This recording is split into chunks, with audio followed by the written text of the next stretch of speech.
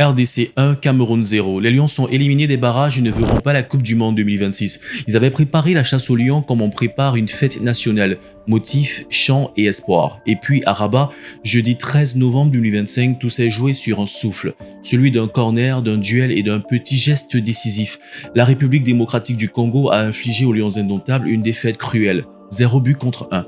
Un but inscrit dans les arrêts de jeu par Chancel Bemba qui prive le Cameroun d'un pas de plus vers la Coupe du Monde 2026. Le scénario, une rencontre verrouillée, des occasions timides des deux côtés, une nervosité qui monte et puis dans les tout derniers souffles, Bemba surgit au second poteau pour pousser au fond un corner bien placé. C'est le coup de poignard.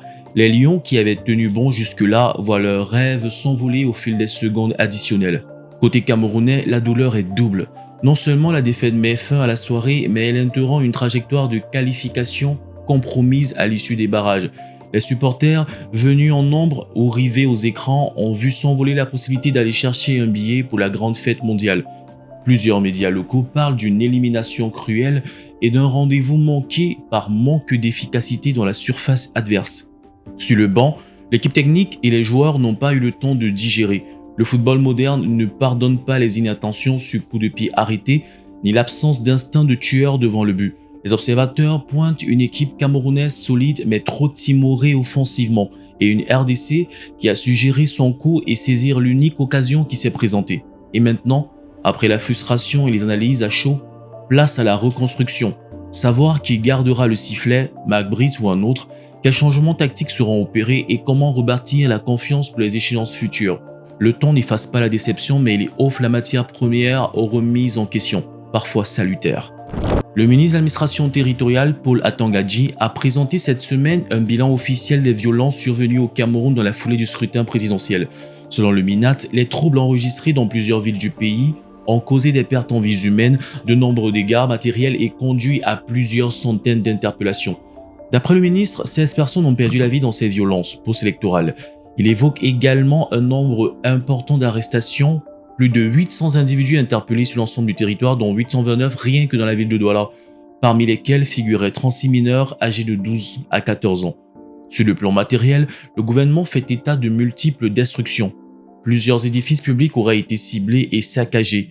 Des sous-préfectures à Banja, Ngong, Figuil ou encore Cheboa, des tribunaux comme celui de Chang, la mairie de Manjou, des bureaux d'Election Cameroun, ainsi que des brigades de gendarmerie. Certains commerces et biens privés ont également été incendiés ou pillés selon les autorités. Le ministre Atangadji a par ailleurs dénoncé ce qu'il qualifie d'instrumentalisation de jeunes parfois sous l'effet des drogues utilisées selon lui pour semer le trouble dans les rues. Il a condamné avec fermeté la présence de mineurs dans ces manifestations et assuré que les instigateurs et complices seraient identifiés et poursuivis conformément à la loi. Malgré ces déclarations, les organisations de la société civile et certains observateurs estiment que le bilan réel pourrait être plus lourd, faisant état d'un manque de transparence autour des chiffres communiqués par les autorités. Le gouvernement, de son côté, souligne que les forces de maintien de l'ordre ont travaillé à restaurer l'ordre public et à préserver la stabilité nationale face à des manifestations jugées illégales. Ce bilan marque l'une des premières prises de parole officielles après les tensions post-électorales, dans un climat politique toujours marqué par une forte polarisation. Alors que les projecteurs étaient braqués sur la présidentielle d'octobre, un autre rendez-vous démocratique se profile. Le 30 novembre 2025, le Cameroun tiendra ses deuxièmes élections régionales. Un scrutin discret en apparence, mais ô combien stratégique dans le paysage de la gouvernance locale. Qu'est-ce qui se joue ? 900 conseillers régionaux seront élus, à raison de 90 par région dans les 10 régions du pays. Ils seront choisis de façon indirecte. Ce sont les grands électeurs, conseillers municipaux d'un côté, chefs traditionnels de l'autre. Le cadre légal est le même que celui institué par la Constitution de 1996. Les conseils régionaux sont des collectivités territoriales décentralisées chargées de développement local.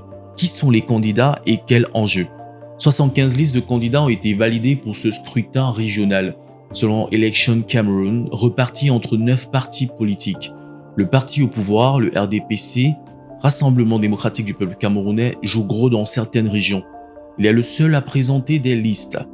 Tous les présidents actuels des conseils régionaux sont sur les rangs pour briguer un second mandat. Le RDPC domine, il contrôle selon les médias 9 des 10 conseils régionaux sortants. Et l'ECAM, l'organe électoral, affirme être prête. Lors de sa 4e session, le 15 octobre 2025, elle a évalué l'ensemble des préparatifs, notamment la production du matériel électoral et la prise en compte des recours auprès des tribunaux administratifs. Le décret présidentiel qui fixe la date du 1er septembre 2025 précise aussi les heures de vote de 8h à 18h dans tous les chefs-lieux de division. Les conseils régionaux sont au cœur du projet de développement local. Ces élections sont perçues comme une étape cruciale, donner plus de poids aux régions dans la gouvernance. En confirmant ou renouvelant les conseils régionaux, les partis, en particulier le RDPC, cherchent à asseoir leur influence sur le terrain. Certaines voix s'interrogent sur le système indirect, chefs traditionnels plus conseillers municipaux, qui peut laisser de côté certains courants ou la population plus jeune. Le mode de scrutin indirect peut être critiqué. Il restreint le vote à des élites élus municipaux plus chefs traditionnels, ce qui limite la participation populaire indirecte. Plusieurs listes ont été contestées devant les tribunaux administratifs et l'ICAM a dû prendre en compte les décisions rendues. Ces élections interviennent peu après une présidentielle très tendue, ce qui peut influencer le contexte politique et la mobilisation. Le 30 novembre 2025, le Cameroun joue un pari important, celui d'une décentralisation plus crédible portée par des conseillers régionaux renouvelés ou reconduits. Ces élections, bien que moins visibles que la présidentielle, sont stratégiques. Elles façonnent qui pilote le développement régional dans les 5 prochaines années. Entre enjeux de pouvoir, contestation potentielle et volonté de donner plus de vie aux institutions locales, le scrutin s'annonce chargé et potentiellement déterminant pour l'avenir de la gouvernance au Cameroun. C'est tout pour ce Flash Info. Maintenant, on va s'intéresser à l'actualité majeure du jour et pour cela, on accueille sur ce plateau Nicole.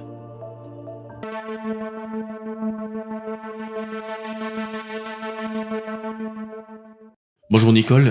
Bonjour Karil. Comment tu vas? Ça va bien et toi? Je vais très bien. Alors, de quoi est-ce qu'on parle aujourd'hui? Alors, aujourd'hui, nous allons aborder le point de presse fait par le ministre de l'administration territoriale Tangandji. Suite à la proclamation des résultats présidentiels, le Conseil constitutionnel a annoncé que le président Pobia a été réélu avec 53,66% de suffrages exprimés, suivi de Issa Tiroma, qui a été crédité? Oui, qui a été crédité effectivement de 45,19% de votes selon ces résultats. À 2 voix, tu veux dire, selon les résultats annoncés par le Conseil constitutionnel. Tout à fait. Et par la suite? L'opposition n'a pas accepté ces résultats en disant qualifiant en fait que ces résultats étaient truqués. Frauduleux, qui aurait eu des fraudes. Tout à fait. Et cela a amené des manifestations dans les grandes villes telles que Douala, Garoua, Yaoundé et la destruction de plusieurs biens publics et privés. Donc c'est dans ce contexte-là qu'il y a eu la descente des forces de l'ordre, c'est ça? Oui, tout à fait, la descente des forces de l'ordre. Et cela a amené plusieurs morts, plusieurs blessés et même des arrestations ont été signalées. Ok, c'est vrai que dans le papier tout à l'heure, on parlait de plus de 800 arrestations et on se demande bien que deviennent ces jeunes, du moins dans les prisons du pays aujourd'hui. Est-ce qu'on a des informations là-dessus? Voilà, d'où le point de presse fait par le ministre de l'administration territoriale à Tangandji, qui a annoncé le bilan officiel des violences post-électorales, dont 13 morts, 800 arrestations, dont 36 mineurs et 26 femmes. Wow, c'est un bilan lourd. Donc plus de 800 arrestations, 36 mineurs. 36 mineurs et 26 femmes. Wow, c'est incroyable de voir que des femmes aussi... C'est vrai que justement, vu que tu en parles, il y a une vidéo qui circulait où il y avait des mamans qui allaient piller Congélcam, qui prenaient du poisson. On a même aperçu un jeune homme qui brisait ce poisson dans la rue. Ouais. Des gens qui ont pillé des stations, comme la station Tradex, voilà, Bocom également, si je ne m'abuse. Ouais, on va dire qu'il y a des gens qui ont profité du climat, de manifestations pour piller des magasins et voilà, c'est dans ce contexte qu'ils ont été arrêtés. Oui, et face à tout cela, moi je me pose la question de savoir, est-ce que ces manifestations ont été nécessaires en fait? Étaient nécessaires. Oui. Parce que en fin de compte, il n'y a pas grand chose qui a changé. Oui. Le gouvernement a été reconduit. Malheureusement, il y a des jeunes qui ont perdu la vie et certains qui se retrouvent en prison aujourd'hui. Oui. Mais on se dit, est-ce qu'il faille vraiment emprunter ce chemin si on désire voir un changement à la tête du pays? On se souvient que l'opposant Maurice Kamto, par exemple, avait l'habitude de dire qu'il était hors de question qu'il marche sur le corps des Camerounais pour arriver à Itoudi. Mais c'est pas le même son de cloche du côté d'Issa Tiroma. Oui. Apparemment, Issa Tiroma a incité beaucoup de jeunes, beaucoup de Camerounais à aller manifester sur les rues. Et face à cela, le ministre a encore ajouté en disant que la majorité des manifestants ont été drogués, c'est ça? Oui, c'est ça, drogués par l'opposition. Mais est-ce que cette information est vraie? Est-ce qu'elle est Pour cela, crédible? C'est vrai qu'elle vient du gouvernement, non, mais mais on pourrait s'interroger sur la pertinence de cette information. moi, c'est une accusation vraiment très grave et nous n'avons vraiment pas encore d'infos dessus. Et c'est choquant quand même. Du moins, si on s'en tient à ce que le gouvernement dit, ouais. Ça paraît vrai, mais c'est vrai quand même qu'on a du mal à s'y fier. De toutes les façons, nos pensées vont à l'endroit des familles. Voilà, vous avez toutes nos pensées, restez courageuses et puis on espère que cette situation trouvera une bonne issue, qu'il y aura une bonne résolution. Portez-vous bien, passez une très belle soirée et on se retrouve demain pour une nouvelle édition du Plus de l'info. Merci Nicole. Merci Karine. Au revoir. Au revoir.